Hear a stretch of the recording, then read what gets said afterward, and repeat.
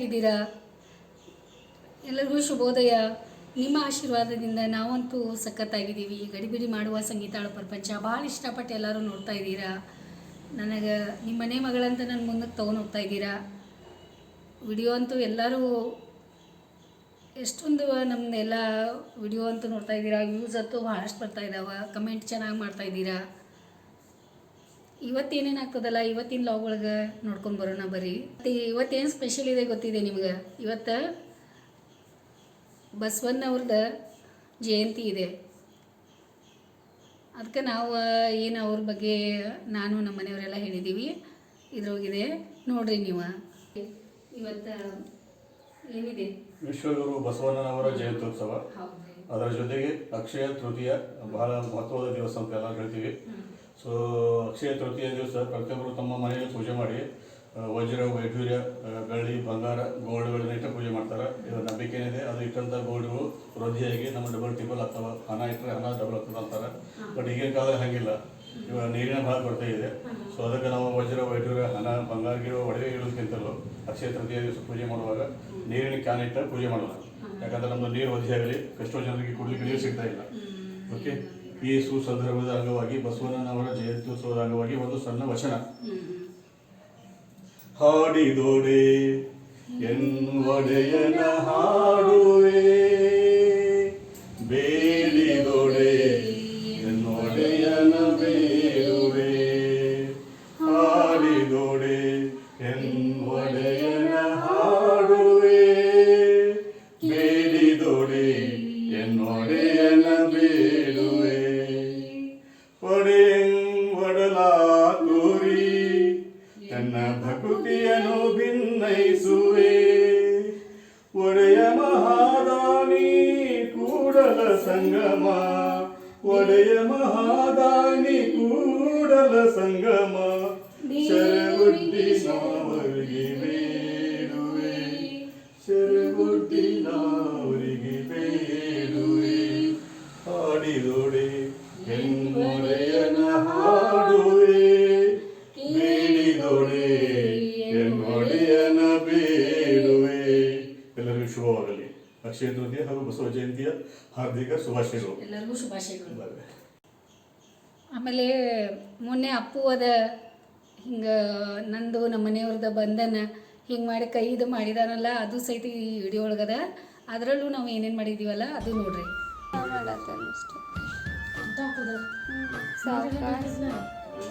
ನೀರೇ ಇಲ್ಲ.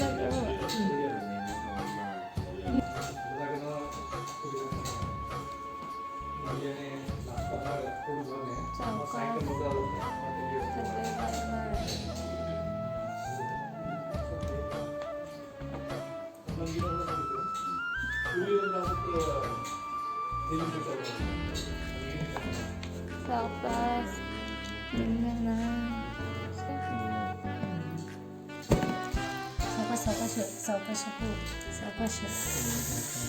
ಸಾವಕಾಶಪ್ಪು ಕೈ ಹಿಡ್ಕೊಂಡು ಗಟ್ಟಿ ಹಿಡ್ಕೊಂಡಿದ್ದೈತಿ. ಅಪ್ಪ ಅದು ಉಂಗ್ರಾನದು ಬಂದೈತಿ. ಕಾಣಿಸ್ತಿದೆ, ನಂಗೆ ಕಾಣಿಸ್ಲತ್ತು.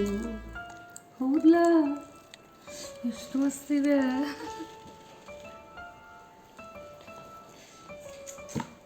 ಮಸ್ತಾಗಿದೆ.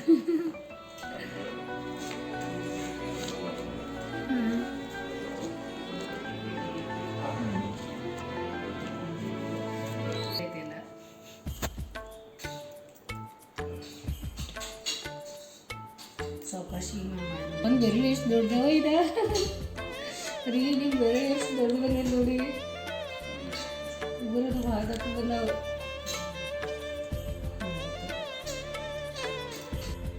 ಹಿಂಗೆ ಯಾವಾಗಲೂ ಕೈ ಹಿಡ್ಕೊಂಡೇ ಇರ್ತೀನಿ. ಮತ್ತು ನೋಡಿ ನನ್ನ ಕೈ ಇಲ್ಲಿ ಜಾಯಿಂಟ್ ಅದ. ಯಾವಾಗಲೂ ನನ್ನ ಕೈ ಬೆರಳು ಕೈ ಕೈ ನೋಡ್ದಂಗೆ ಅಪ್ಪು ಹೆಂಗೆ ಐಡಿಯಾ ಬಂತು ನಿಮಗೆ ಇಷ್ಟು ಮಸ್ತ್ ಮಾಡ್ಬೇಕಂತ?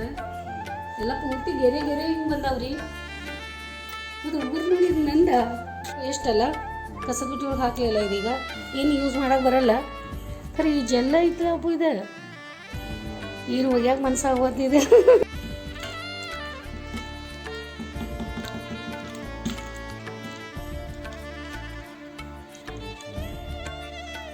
ಅಪ್ಪು ಇಲ್ಲೇನು ಮಾಡತ್ತಿದ್ದ? ಮಾಡ್ಬೇಕಾಯ್ತು ಸ್ವಲ್ಪ ಚೆಕ್ಕೊಂಡು ಹಾಂ ತೊಳಿಬೋದಾ ಅದು ಎಷ್ಟು ಮಸ್ತ್ ಅನ್ಸತ್ತೆ. ಅಪ್ಪು ಯಾವ ರೀತಿ ಎಲ್ಲ ಅದು ರೆಡಿ ಮಾಡಿ ಎಷ್ಟು ನೀಟಾಗಿ ನಂದು ಮತ್ತು ನಮ್ಮ ಮನೆಯವ್ರದ್ದು ಬಂಧನ ಗಟ್ಟಿದ ಇದು ಎಷ್ಟು ಕಾಳಜಿಯಿಂದ ಅದಕ್ಕೆ ಎಷ್ಟು ನೀಟಾಗಿ ಎಲ್ಲ ಮಾಡ್ತಾ ಇದ್ದಾನೆ ನೋಡಿ. ಅವನ ಒಳಗೆ ಹೆಂಗೆ ವಿಚಾರ ಬಂತು ನಮಗೆ ಅಪ್ಪ ಅಮ್ಮಗೆ ಇದೇ ಕೊಡ್ಬೇಕಂತ. ಮಕ್ಕಳು ಎಷ್ಟು ನಮಗೆ ನೋಡ್ಕೊತಿರ್ತಾರೆ, ಅಪ್ಪ ಅಮ್ಮಗೆ ಏನು ಕೊಟ್ಟರೆ ಇಷ್ಟ ಆಗ್ತೈತೆ ಅಂತ ಹೇಳಿ ಎಷ್ಟು ವಿಚಾರ ಮಾಡಿದಾನೆ ಅವಂಗೆ. ಅಪ್ಪು ನಿನಗೆ ಭಾಳ ಅಂದ್ರೆ ಭಾಳ ಧನ್ಯವಾದ. ಹೆಂಗೆ ನಮ್ಮಿಬ್ರದ್ದು ಬಂಧನ ಹಿಂಗೆ ಗಟ್ಟಿ ಇರಲಿ ಅಂತ ನಮಗೆ ಬಯಸಿದಿ ಅಪ್ಪು. ನಾವು ಹಿಂಗೆ 100 ವರ್ಷ ಕಾಲ ಹಿಂಗೆ ಆರೋಗ್ಯವಾಗಿ ನಮ್ಮ ಆರೋಗ್ಯನ ಕಾಪಾಡ್ಕೊಂಡು ಆರಾಮಾಗಿರ್ತೀವಪ್ಪ. ಅನ್ನ ಏನಿದೆ ಏನೇನು ನಾವು ಒಂದು ಮಾಡಾಕ್ತಿದ್ದಲ್ಲ ರೆಡಿ ಆಗೈತಿ ಈಗ ಅದಕ್ಕೆ ಕೊಡಾತ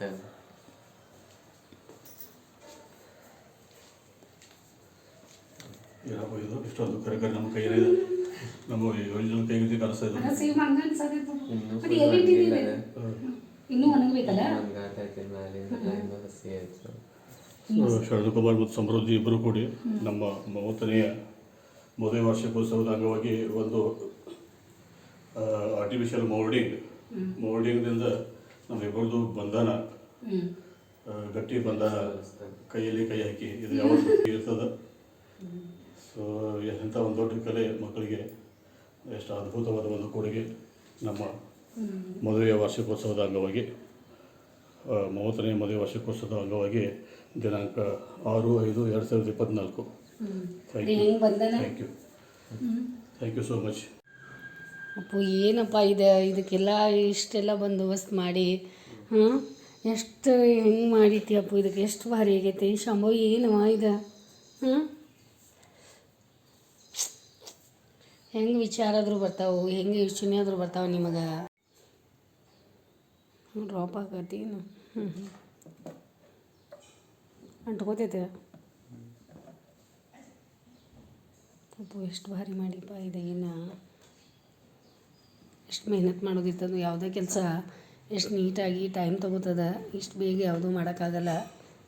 ನೋಡಂದ್ಲೆ ಗಣೇಶಗೆ ತೊಗೊಂಬರ್ತಾರಲ್ಲ ಹಂಗೆ ಅನ್ಸೋದೈತೆ ನೀ ಕೈಯಾಗ ತೊಗೊಂಬರೋದು ನೋಡಿ.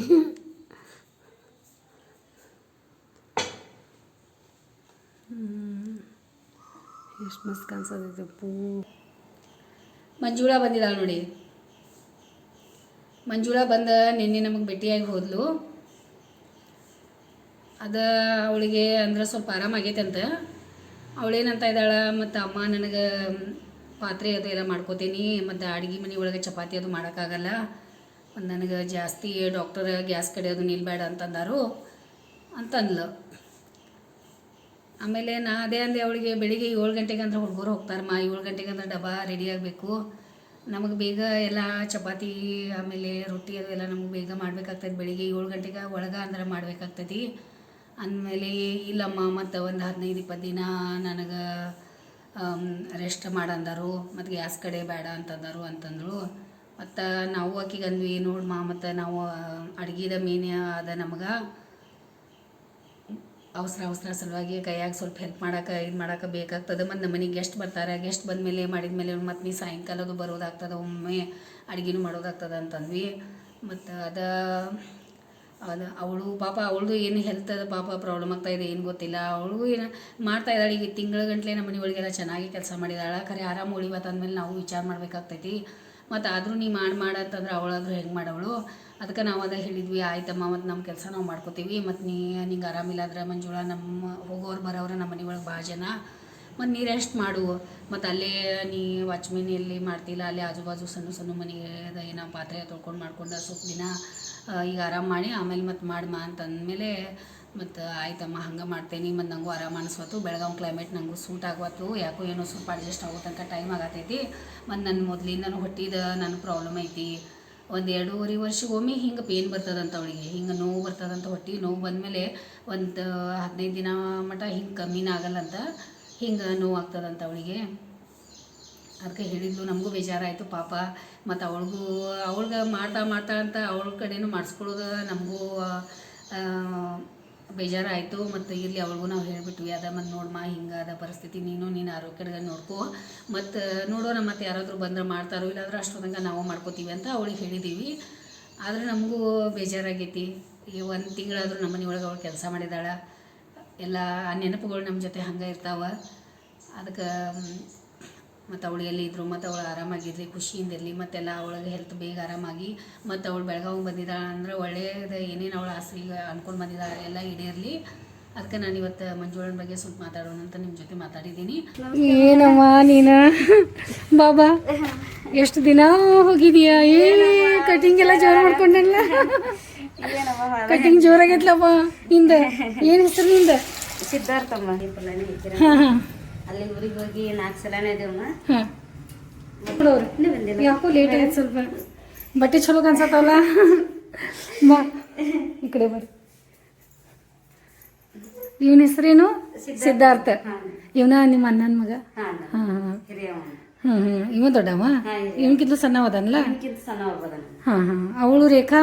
ರೇಖಾ ಅಲ್ಲೇ ಊರ ಕಡೆ ಉಳಲ್ಲಮ್ಮ, ರಮ್ಮನ ಕಡೆ ಅದಕ್ಕೆ ಹೊರಗೆ ಬರಲಿಲ್ಲಮ್ಮ ಆಕಿ. ಹೌದು ಆಯ್ತಲ್ಲ ಮತ್ತೆ.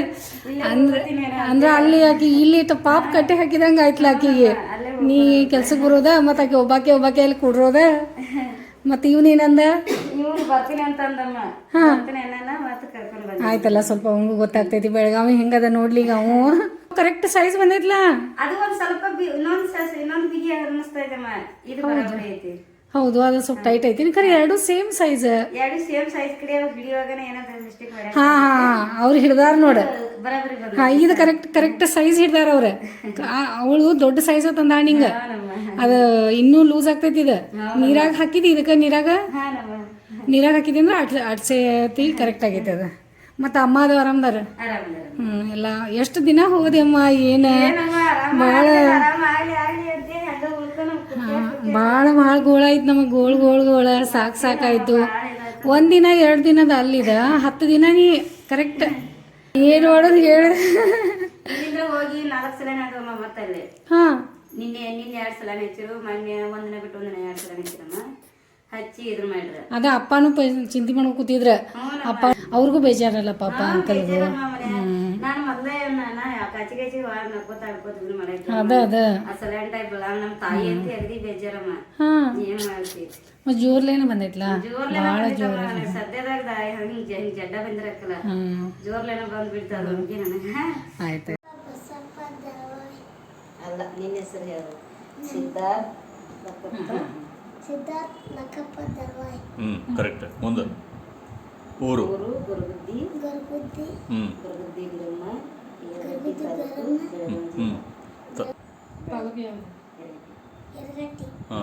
ಜಿಲ್ಲೆ? ರಾಜ್ಯ?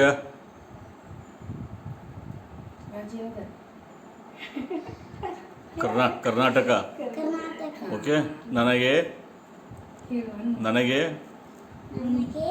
ನಮ್ಮ ಮಂಜಮ್ಮ ಅಮ್ಮ ಅಂದರೆ ತುಂಬ ಇಷ್ಟ. ಓಕೆ ಕರೆಕ್ಟ್ ಅಲ್ಲ? ಇದು ಕರೆಕ್ಟ್ ಮಾತಾಡಿದಾವ. ಎಷ್ಟು ಇಷ್ಟಪಡ್ತಿ ಪಾಪು ಅಮ್ಮ ಅಂದ್ರೆ ನಿಂಗೆ ಅಷ್ಟು ಪ್ರೀತಿ ನೋಡಪ್ಪ. ಅಮ್ಮನೂ ಹಂಗದ ನಿಮ್ಮಮ್ಮ. ನೀ ಅಂದ್ರೇನೆ ಭಾಳ ಅಮ್ಮಾಗ. ಬರೀ ನಿಂಗೆ ನೆನ್ಪು ಮಾಡ್ಕೊತಿರ್ತಿದ್ಲು. ಮತ್ತು ಬಂದು ಚಲೋ ಆದಾಗಿ. ನಾವು ಅನ್ಕೊಳ್ಳೋದೇ ಬೇರೆ ಆಗ್ತದೆ. ದೇವ್ರ ಆಟನೇ ಬೇರೆ ಇರ್ತಾವೆ. ಎಲ್ಲ ಅವಳು ಮಾಡ್ತಾಳಪ್ಪ. ನಮ್ಮ ಮನೆ ಕೆಲಸ ಎಲ್ಲ ನೀಟಾಗಿ ಮಾಡ್ಕೊಂಡು ಹೋಗ್ತಾಳೆ. ಚಪಾತಿ ಅವಳು ನನ್ನ ಕೈಲಿ ಚಪಾತಿ ತಿಂದು ನೋಡ್ರಿ ಅಮ್ಮ ಅಂದಳು. ರೊಟ್ಟಿ ನನ್ನ ಕೈಲಿ ನಾ ಮಾಡ್ತೀನಿ ಅಂತಂದಳು. ಎಲ್ಲ ಮಾಡೋಕೆ ಅವಳು ಎಷ್ಟು ಆಗ್ತದಲ್ಲ ಅಷ್ಟು ಪ್ರಯತ್ನ ಮಾಡಿದ್ಲು. ಆದರೂ ಹೆಲ್ತ್ ಅವಳಿಗೆ ಸಾಥ್ ಕೊಡ್ತಾಯಿಲ್ಲ. ಅವಳ ಆರೋಗ್ಯನ ಅವಳಿಗೆ ಪಾಪ ಇದಾಗ್ತಾಯಿದೆ. ಹೊಟ್ಟೆ ನೋವು ಅದೆಲ್ಲ. ಇಲ್ಲಿ ಬೆಳಗಾವಿ ಕ್ಲೈಮೇಟಿಗೆ ಸ್ವಲ್ಪ ತ್ರಾಸ ಆಗತ್ತದ ಅವಳಿಗೆ. ಏನು ಮಾಡ್ತೀರಾ? ಹಿಂಗದ ನೋಡಿ. ನಾವು ಎಷ್ಟು ಪ್ರೀತಿಯಿಂದ ನಾವು ಎಲ್ಲರ ಜೊತೆ ನಾವು ಇದು ಮಾಡ್ಕೊಂಡು ಹೋಗ್ಬೇಕಂದ್ರೂ ಒಂದಾದ್ಮೇಲೆ ಒಂದು ಸಮಸ್ಯೆಗಳು ಜೀವನ ಅಂತಂದ್ರೆ ಈ ರೀತಿ ಅದಪ್ಪ ಅಂತ ನಮಗೆ ಗೊತ್ತಾಗ್ಬಿಟ್ಟದ. ಅದಕ್ಕೆ ನಾವು ಅದಕ್ಕೆ ಅಡ್ಜಸ್ಟ್ ಆಗಿಬಿಟ್ಟಿದ್ದೀವಿ. ಅದಕ್ಕೆ ಅಡ್ಜಸ್ಟ್ ಆಗಿ ಪೆಟ್ಟುಗಳ ಮೇಲೆ ಪೆಟ್ಟುಗಳು ತಿಂದು ಮನುಷ್ಯ ಗಟ್ಟಿ ಆಗ್ತದಲ್ಲ. ಹಂಗೆ 10 ಆನೆ ಶಕ್ತಿ ಬಂದಂಗೆ ಆಗ್ಬಿಟ್ಟೈತೆ ನಮಗೀಗ. ನಾವೆಲ್ಲ ಒಂದಾದ್ಮೇಲೆ ಒಂದು ಎಲ್ಲ ಪೆಟ್ಟುಗಳು ತಿಂದ ಮೇಲೆ ಈಗ ಸ್ಟ್ರಾಂಗ್ ಆಗಿಬಿಟ್ಟಿದ್ದೀವಿ. ಮತ್ತು ನೋಡೋಣ ಮುಂದೆ ಏನಾಗ್ತದಲ್ಲ. ನೀವು ನಮ್ಮ ಜೊತೆ ಇರ್ತೀರಾ. ನೀವು ನೋಡ್ರಿ. ನೀವು ನಿಮ್ದು ಏನೇನದಾವಲ್ಲ ನನಗೆ ಕೆಲಸದವ್ರ ಬಗ್ಗೆ ಏನೇನಂತ ನೀವು ನನ್ನ ಕಮೆಂಟ್ ಮಾಡಿ ನನಗೆ ಹಂಚ್ಕೊಳ್ರಿ. ನಿಮ್ದು ಏನಂತ ಗೊತ್ತಾಗ್ತದೆ. ನೋಡಿದ ಮೇಲೆ ನಿಮ್ಗೆ ಹೆಂಗೆ ಅನಿಸ್ತು ಕಮೆಂಟ್ ಮಾಡೋಕೆ ಮರೆಯೋಕೆ ಹೋಗ್ಬೇಡ್ರಿ. ಆಮೇಲೆ ಶೇರು ಮಾಡಿರಿ, ಸಬ್ಸ್ಕ್ರೈಬು ಮಾಡಿರಿ. ಆಮೇಲೆ ವಿಡಿಯೋ ನೋಡಿ ಸಲುವಾಗಿ ನನ್ನ ಕಡೆಯಿಂದ ನಿಮ್ಗೆ ಭಾಳ ಅಂದ್ರೆ ಭಾಳ ಧನ್ಯವಾದ. ನೋಡಿ ಆಮೇಲೆ ಮತ್ತೆ ನಿಮಗೆ ಹೊಸ ಹೊಸ ವಿಡಿಯೋಗಳನ್ನ ಮತ್ತೆ ನಿಮಗೆ ತೊಗೊಂಬರ್ತೀನಿ. ಮತ್ತೊಮ್ಮೆ ನಿಮಗೆ ಎಲ್ಲರೂ ಇವತ್ತು ಬಸವ ಜಯಂತಿ ಮತ್ತು ಅಕ್ಷಯ ತೃತೀಯದ ಹಾರ್ದಿಕ ಶುಭಾಶಯಗಳು. ನಿಮಗೆಲ್ಲರಿಗೂ ಖುಷಿಯಿಂದಿರಿ, ನಗ್ನಗ್ತಾ ಇರಿ, ಪ್ರೀತಿಯಿಂದ ಇರಿ, ಆರೋಗ್ಯವಾಗಿರಿ. ಯಾರು ನಿಮ್ಮ ಜೊತೆ ಇರ್ತಾರಲ್ಲ ಅವ್ರ ಜೊತೆ ಯಾವಾಗಲೂ ಅವ್ರ ಮನಸ್ಸನ್ನು ನೋಯ್ಸಕ್ಕೆ ಹೋಗಬೇಡಿ, ಅವ್ರ ಜೊತೆ ಆರಾಮಾಗಿರಿ.